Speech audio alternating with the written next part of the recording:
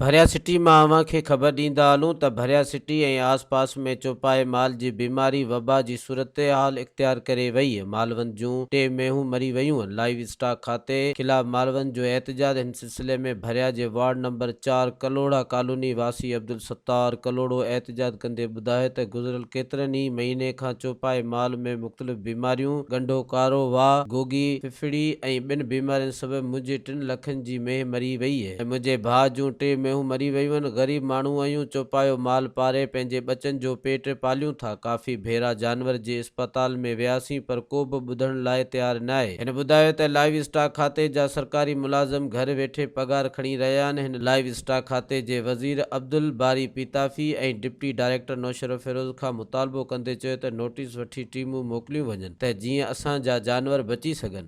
Doctor न आयो, कोई डॉक्टर जवाब ॾींदे को बि डॉक्टर अचण लाइ तयार ई न आहे। बमुआरे भाउ जी उमिरि आहे, उहो भॼी को बि डॉक्टर ई न अचे। कई पाड़े में जंहिं ॾे डॉक्टर जवाब जॾहिं स्टोर ॾटजी वञे पाण सुयूं वठि तॾहिं वञी हण सभु माल मरी थो वञे। हेॾियूं दवाऊं आयूं आहिनि, कंहिं बि डॉक्टर को पुछंदे न को छा, सभु माल हड़प करे वेठा आहिनि।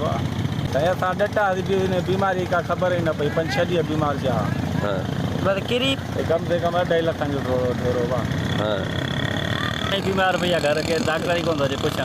तव्हां डॉक्टर ॾे विया हुआ इन को सरकारी कैसे राजन।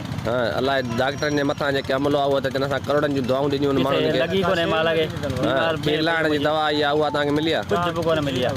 घणा तव्हांजा ढोर मरी विया आहिनि भला हिननि में? तुंहिंजे लाइ ॿुधाई